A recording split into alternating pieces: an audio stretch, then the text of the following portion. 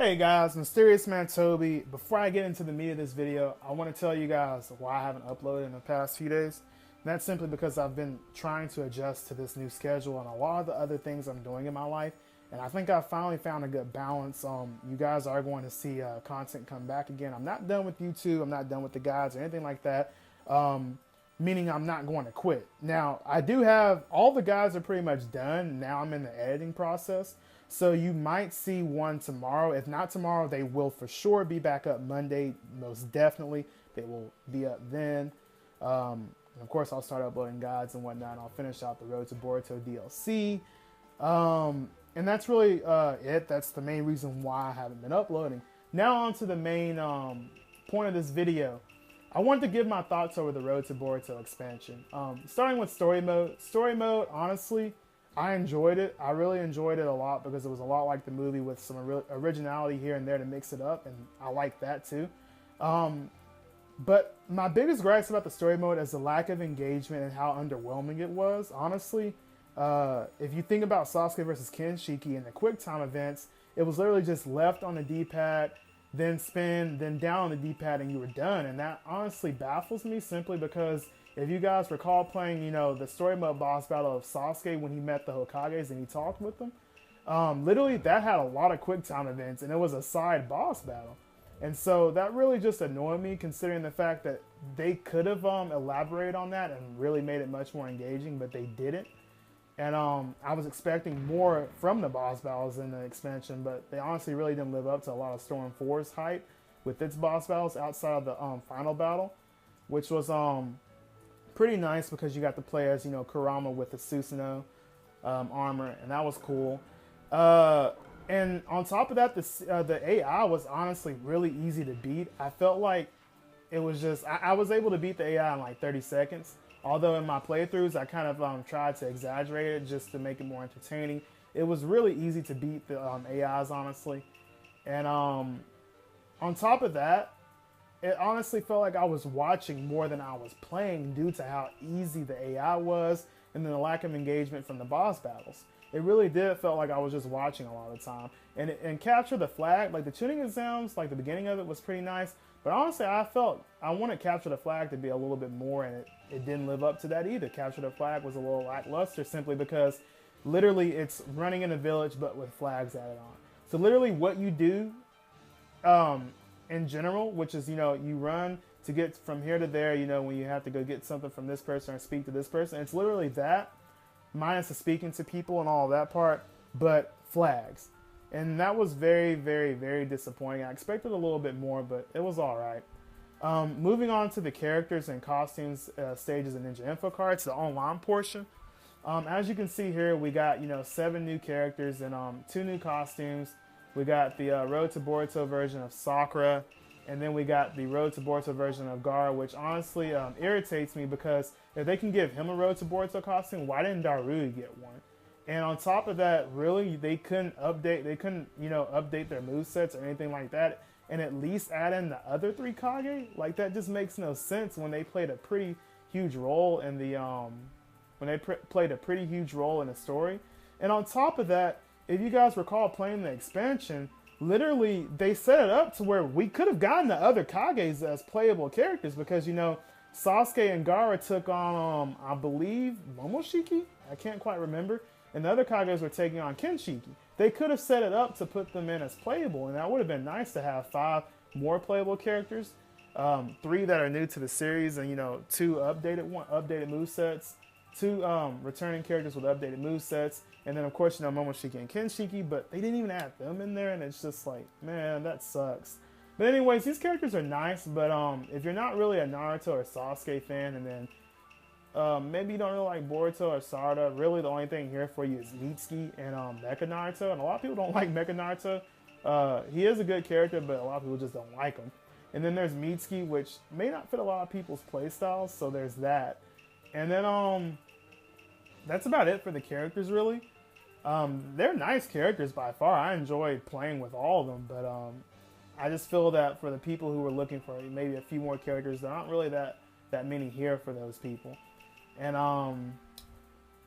The stages are cool too. We got Hidden Leaf Village, or actually I can just show you real quick.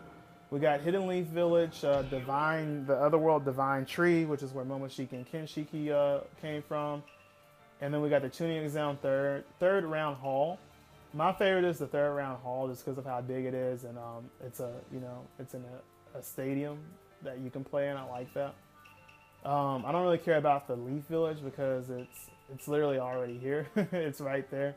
And the Otherworld Divine Tree is cool, but to each their own. And the Ninja Info cards are really cool. Like if you guys have seen the skins are really cool for the Ninja Info cards. They added in hot pink, silver, black, and I think another color, and they all look fantastic. Along with new pictures, there's about 30 new Ninja Info card pictures that are nice as well. And I guess while I finish out the rest of the video, I can show you guys those as well. And those are really nice. I like the pictures they took for the Ninja Info cards in the expansion. And that's pretty much it in terms of content. Oh, another thing about story mode, they did add adventure mode to it. And adventure mode is filled with 10 missions that you can do. And those are nice. I like how they added cinematics to certain parts of the adventure mode stuff, which is pretty cool. But that's pretty much about it in terms of content. Now, before I get into my rating of this game and is this game worth it, I just want to say this, that I honestly feel like this game would have done better had they just honestly, like literally, had they just honestly delayed it. Think about it like this, guys. Let's say they drop the patch in February. You know, we get Endless and all that stuff.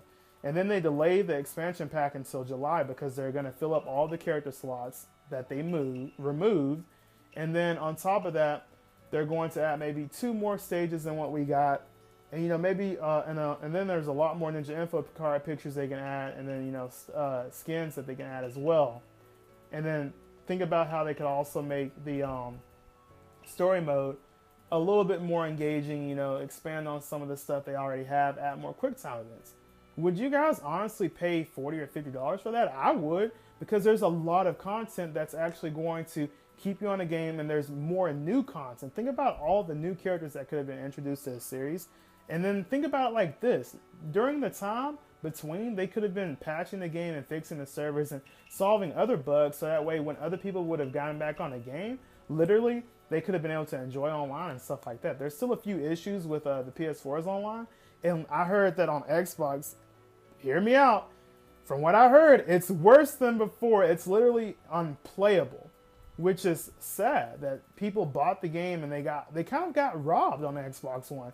I was thinking about coming over to Xbox One and just playing a few of the people there and getting to know the community, but I'm not going to do that now because people are telling me it's unplayable. It's really hard to find a session, and when you do, it's like a yellow to red bar, and it just isn't worth it. And I feel sorry for all those people who don't have the luxury of you know, having a PS4 as well, or maybe they don't have the money to get a PS4 right now, even with trading in their Xbox One. And even then, it sucks that if you want to play a game that you love, you got to trade in your system to go get the Xbox One. Or if you want to fully enjoy the game that you love, you got to trade in your system to get the money for the Xbox or for the PS4, or simply go buy a PS4. That's really, really sad. And I really think that something should be done about that. Maybe a petition to get them to fix the servers, because that's robbery, honestly. That is extreme robbery that they made the servers worse.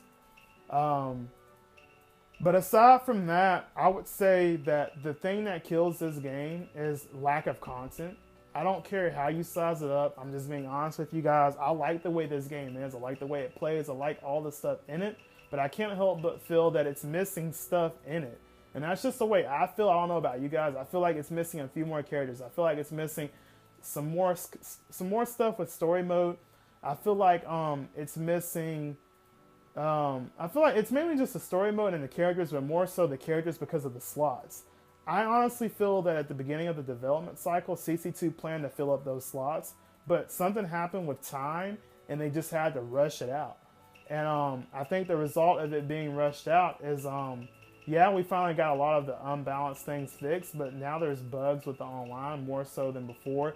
And there's just a lack of content, especially in the character department, when we know that we should have gotten a few more characters, especially Momoshiki, Kenshiki, and Konohamaru, Yurui, Shikadai, when they already have partial movesets. That makes no sense to me why they aren't here.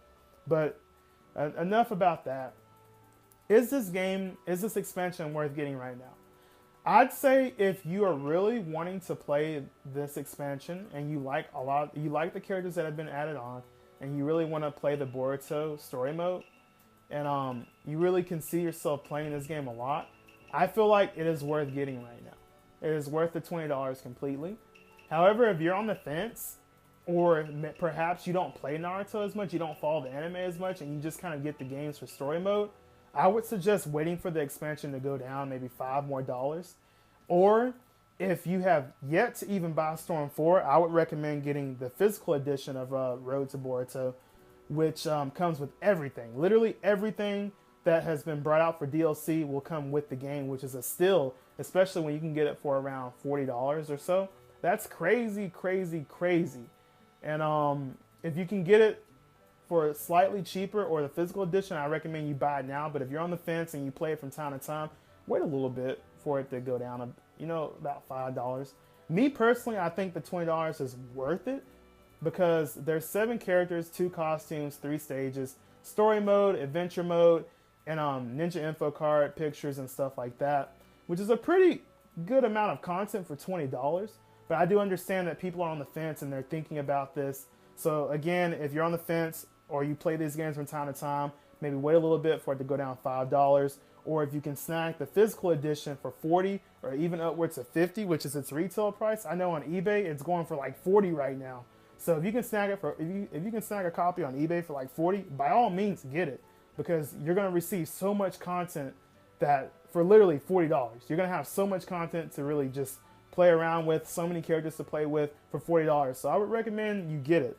Ultimately, what's my rating on this game? A solid 6 out of 10. It's not bad. Or expansion. I keep saying game. My rating on this expansion would be 6 out of 10. It's not bad, but it's not amazing either. It's just about in the middle, slightly upwards, which isn't bad for the expansion.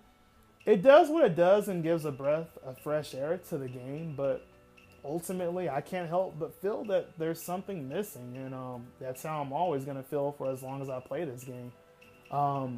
Yeah, those were my thoughts on the Road to Boruto DLC. Like I said, guys, I am not done uploading. I will continue to upload. It's just that, I've been trying to adjust a new schedule. Thank you guys for watching this, and I hope I've helped you guys, decide on getting Road to Boruto. And if you're on the fence, I hope you have a decision now.